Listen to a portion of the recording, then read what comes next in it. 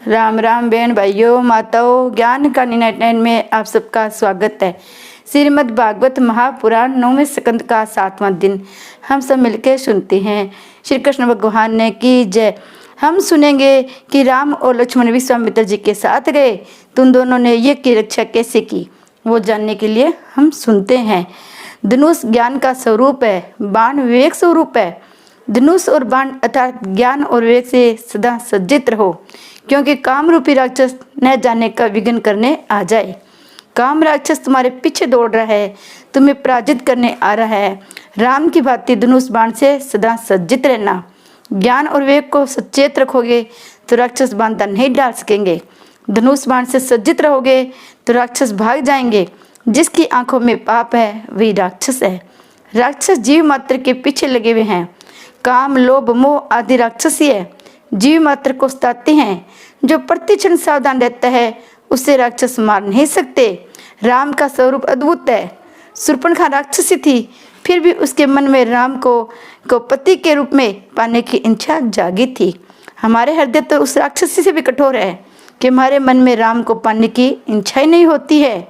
श्रीधर स्वामी जी ने राम विजय लीला कथा में कहा है, यज्ञ के चारों द्वारों की राम लक्ष्मण चौकसी करते थे।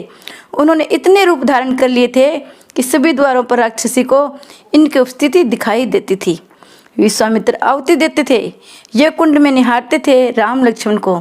श्रुति वर्णन करती है, अग्नि भगवान का मुख है। परमात्मा अग्नि मुख से आहार करते हैं। अग्नि ज्वाला प्रभु की जीवे है। ब्राह्मण गण वेद मंत्रों का उच्चारण करते हुए अग्नि में आहुति दे रहे हैं। विश्वामित्र राम लक्ष्मण पर दृष्टि लगाए हुए यज्ञ कर रहे हैं। मन की मलिनता को दूर करने के लिए यज्ञ किया जाना चाहिए। यज्ञ स्वाद है, तप ध्यान का फल है। मन शुद्धि का फल है परमात्मा का दर्शन। राक्षस जान गए कि विश्वामित्र ने यज्ञ का आरंभ किया है तो वे बांधा ढालने आ पहुंचे। रामचंद्र के बार बार दर्शन होने से मारीच का स्वभाव बदल गया। जिसके दर्शन से स्वभाव बदलता है वही ईश्वर है। मारीच ने सोचा, विश्वामित्र के इस यज्ञ में विघ्न करना ठीक नहीं है। आज मेरे मन में ऐसे विचार क्यों आ रहे हैं? शायद इन बालकों को देखकर मेरा मन बदल गया है। आज मेरा मन मेरे बस में नहीं है। इन बालकों से मिलने की इच्छा हो रही है। मारीच तो था राक्षस, फिर भी राम के दर्शन से उसकी बुद्धि सुधर गई। आजकल के लोग राम के दर्शन के लिए जाते तो हैं, किंतु दर्शन के बाद भी इनकी बुद्धि सुधर नहीं पाती है। राम के दर्शन के बाद भी बुद्धि न सुधरे तो मान लेना तुम राक्षस से भी अधम हो। रोज रामायण पढ़े, देव दर्शन करे, फिर भी यदि जीवन में संयम सदाचार सरलता न आ जाए, मानो मारीच से भी तुम गए बीते हो। राम परमात्मा है, उनके प्रत्यक्ष दर्शन से मारीच की बुद्धि बदल जाए तो आश्चर्य ही क्या है। राम की नकल करते करते, राम का ही चिंतन करते करते रावण का काम मरता है। राम को याद करने से सारा जगत मातृत्व दिखता है। एकनाथ महाराज जी ने राम रावण युद्ध के समय एक प्रसंग लिखा है। गहरी नींद में डूबे हुए कुंभकर्ण को जगाया गया तो उसने पूछा, मुझे क्यों जगाया गया है? राम ने, जानकी को लेकर युद्ध जो हो रहा है। कुंभकर्ण, तेरी इच्छा पूर्ण हुई। रावण, नहीं कुंभकर्ण, तू अपने माया से राम का रूप धारण करके सीता के पास जा, तुझे राम मान लेगी और तेरे वश में हो जाएगी। रावण, इस राम के पास कुछ जादू सा लगता है। मैं उसका रूप धारण करने के लिए उसके रूप का विचार करता हूँ, तुरंत मेरा मन बदल जाता है। जो रूप धारण करने की इच्छा होती है उसका विचार तो करना ही पड़ता है। जब मैं राम का रूप माया के धारण करके देखता हूँ, सीता मुझे माता के रूप में दिखाई देती है। मेरे मन में काम तक नहीं रह पाता है। तब कुंभकर्ण कहने लगे, राम का मायावी रूप तेरे काम को मारता है। जिसका नकली रूप से भी इतना प्रभावशाली है, उसका मूल रूप तो कितना अधिक प्रभावशाली होगा। अतः निश्चय ही राम परमेश्वर है। तू अतिशय कामी है, फिर भी राम के स्मरण से निष्कामी बन जाता है, सो राम ईश्वरी है। ऐसे राम के साथ बेर करना ठीक नहीं है। देवाधिदेव से बेर करके ने वाला तू मूर्ख है। मैं तेरी सहायता नहीं कर सकता। विष्णु की भांति मैं राम के चरणों का आश्रय लूँगा। रावण, मैं राम कस्तुरु भाव से भक्ति करता हूँ तो यदि मैं अकेला ही भक्ति करूं तो मात्र मेरा ही कल्याण होगा, किंतु स्थिर भाव रखूं तो मेरे सारे वंश का कल्याण होगा। ये सभी राक्षस तामसी है, वे जप तप ध्यान सेवा पूजा कर नहीं सकते। रामचंद्र के साथ स्थिरता तो होगी, युद्ध होगा तो राम का प्रत्यक्ष दर्शन होगा। राम दर्शन से हम सभी का उद्धार होगा। आपने सारे वंश के कल्याण के हेतु मैंने राम से स्तुति की है। यह करते समय तुम भी प्रत्येक द्वार पर राम लक्ष्मण को बिठला देना। जप कथा श्रवण नारायण के मानसिक मिलन आदि यज्ञ है, जो गरीब से गरीब शरीर से शरीर व्यक्ति को भी कर सकता है। जो भी आदमी भगवान का स्मरण करेगा उसे भगवान ही दिखाई देगा। कुछ यज्ञ ऐसे हैं जिसके लिए कुल की श्रेष्ठता अत्यधिक धन की आवश्यकता रहती है। विचूर और विधवा के लिए ये निषेध है, प्रायश्चित भी करना पड़ता है। साधारण ब्राह्मण नहीं, अग्निहोत्री ब्राह्मण ही उन्हें कर सकते हैं। बहुत सा धन खर्च करना पड़ता है। कुछ यज्ञों के लिए देश काल की भी मर्यादा निर्दिष्ट है। उपनिषद में एक यज्ञ ऐसा बताया गया है जो जाति समय स्थल आदि के किसी भी प्रकार के बंधन से बिना किया जा सकता है, वह है जप यज्ञ।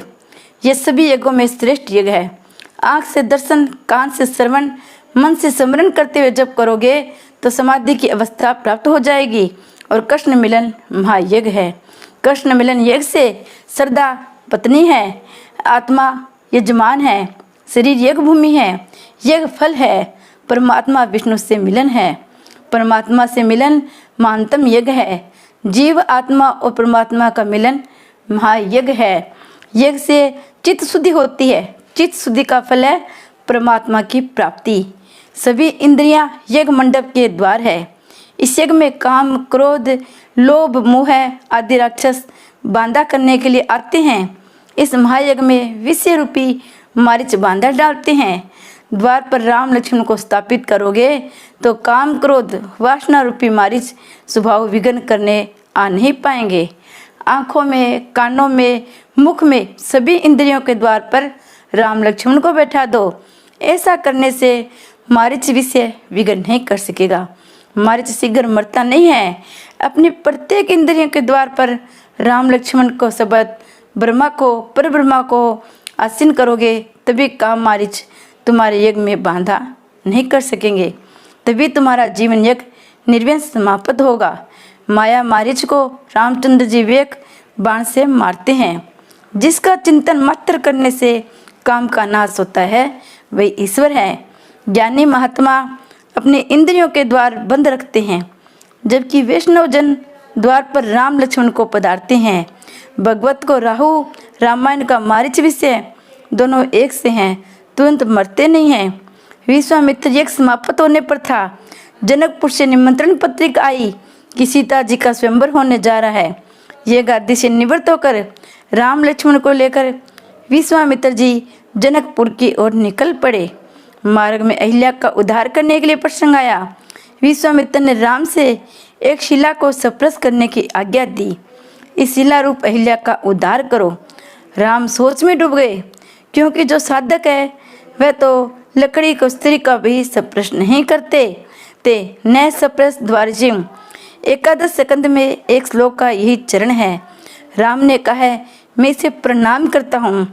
विश्वामित्र प्रणाम करने से कुछ नहीं होगा। राम में चरण से भी स्पर्श कर दूं तो पाप का भाग्य होगा। राम पाप से डरते हैं। आज का लोग पाप से डरते ही नहीं है।